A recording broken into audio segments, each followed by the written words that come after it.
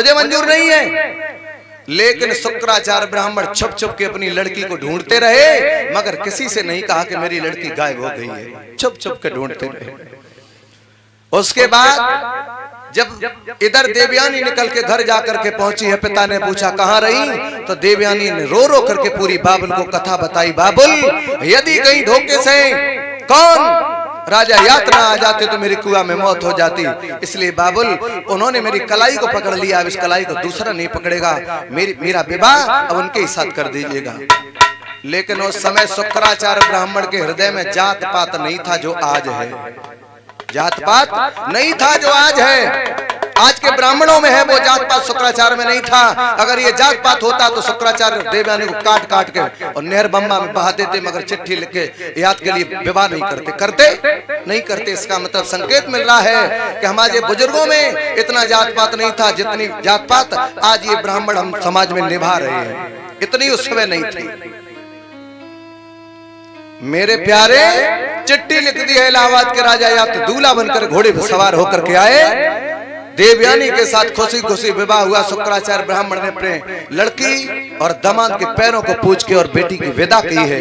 और जिस समय विदा का नंबर आया तो क्या हुआ, शुक्राचार्य ने क्या किया, दासी को सजा देने के लिए, नहीं तो तुम्हारे राज्य से हम चले जाएंगे। बोले राज्य में तो रुकना होगा बृहस्पतिवार का। बोले हम तो एक ही शर्त पे रोकेंगे। बोले कौन सी शर्त? बोले मेरी बेटी विवाह के जाएगी, तुम्हारी बेटी दासी बन के जाए, तब तो हम रुकेंगे, अन्यथा हम नहीं रुकेंगे, नहीं रुकेंगे।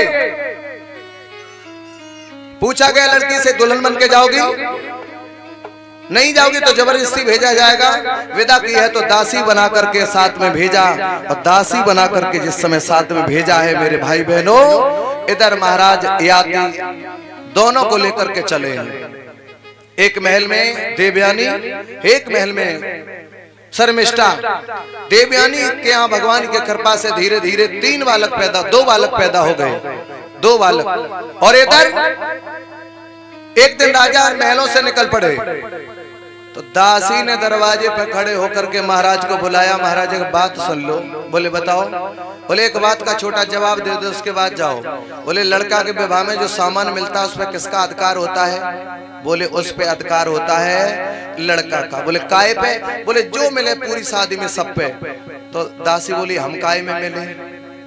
बोले तुम शादी में मिले तो किसी ने ये कह दिया था कि मेरे हाथ से एक गिलास पानी भी ना पियो है? नहीं, ये नहीं कहा। फिर कलाई को पकड़ा, महलों में ले गई। अब तो राजा ने आना जाना शुरू कर दिया। इधर देवयानी से 2 बालक और शर्मिष्ठा से 3 बालक पैदा हो गए। एक दिन देवयानी के बालक दोनों आपस में लड़ गए। महाराज वहीं बैठे और महाराज के मुख से ही निकल पड़ी, मगर देवयानी ने नहीं जानी है कि दासी के भी 3 बालक पैदा हो गए। और राजा के मुख से निकल गई, तेरे 2 बालक है, थोड़ी थोड़ी बात पे लड़ते रहते हैं, और दासी के 3 बालक हैं और कोई नहीं लड़ता है। सोई देवयानी ने कलाई पकड़ ली। इसका मतलब धोखेबाज, तुमने धोखा किया है, धोखा किया है। कि रोई रोई के कह रही मेरी फूट गई तकदीर।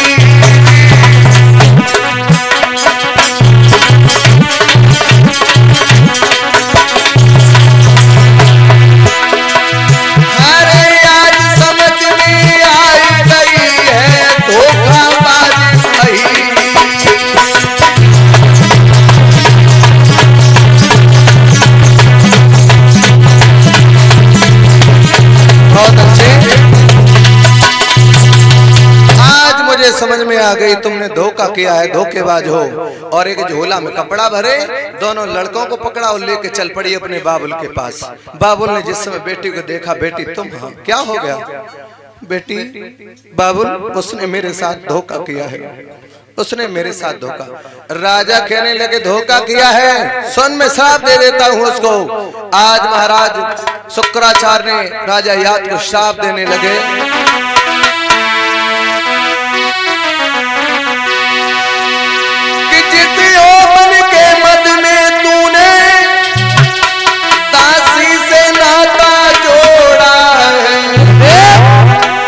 अपने मत में मूर्ख तूने मेरे वादे को तोड़ा है।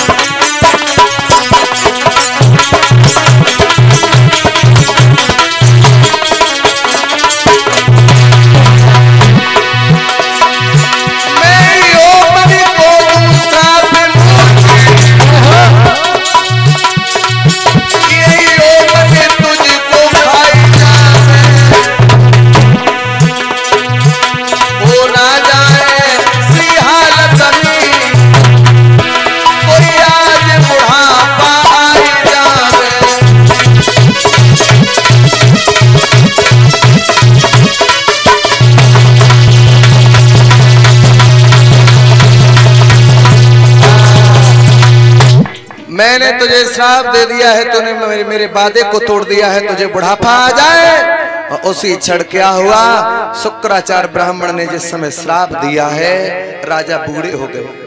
और जिस समय बुढ़ापा आ गया, अब तो जैसे दासी को देखा तो दासी तो नहीं, अब महाराज उस दासी को देख करके लालायित हो गए कि शरीर तो बूढ़ा हो गया, अब क्या करें। अब तो ये शरीर नया हो जाता तो ठीक रहता। अपने पुत्र के पास गए, कहा पुत्र एक काम करो, बोले अपनी जवानी मुझे दे दो, मेरा बुढ़ापा ले लो। लड़का ने कहा बूढ़े बाप क्या तुम्हारा दिमाग खराब हो गया, पुत्र मैंने तुझे जन्म दिया है, अगर इस बाप का कर्तव्य निभाना है तो ये जवानी दे दे, नहीं तो कोई बात नहीं। लड़का बोला अरे बूढ़े बाप तुझे शर्म नहीं आती है, शर्म नहीं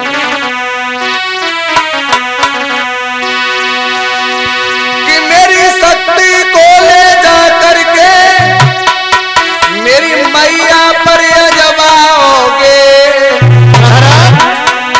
हम सत्य धर्म से कहते तुम घोर नरक में जाओगे।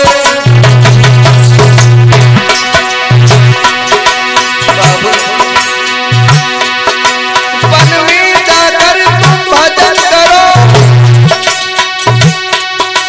गाल रखो पिता जवानी में, इतनी सुलभा बुझ नहीं मानो, मर जाओ चुल्लू भर पानी में।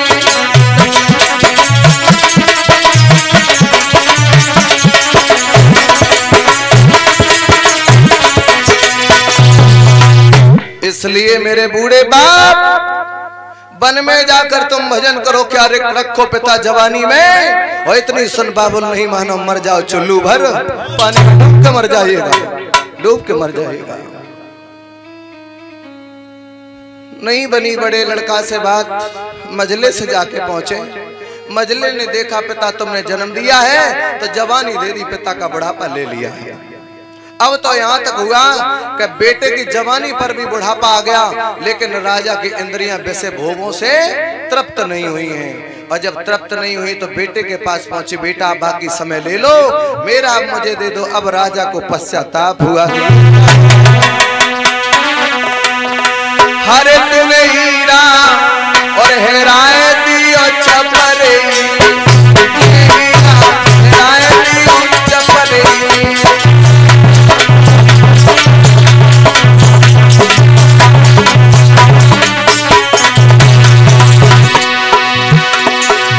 बालापन तुझे खेल खिलायो, तूने खेल कमायो, फिर पिछयन में ध्यान लगायो, पिछयन में ध्यान लगायो,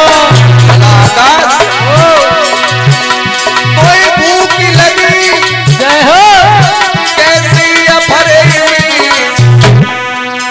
तूने हीरा हिराए दी चपरे, तूने हीरा हिराए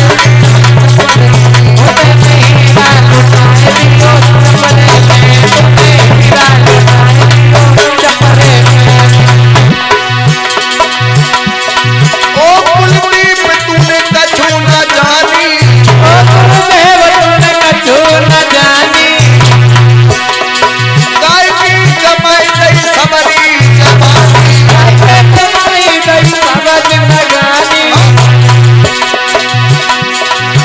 तेरो जीवन चलो जय हो कोई झगड़े में, तूने हीरा हिराए दी चपरे, तूने हीरा हिराए दी चपरे, ओ तूने हीरा हिराए दी ओ चपरे में, तूने हीरा हिराए दी ओ चपरे में। भैया आज राजा को होश आया है कि हमने ये क्या किया है, हमने ये क्या किया है। सारा का सारा जीवन अंधकार में निकल गया, अंधकार में निकल गया।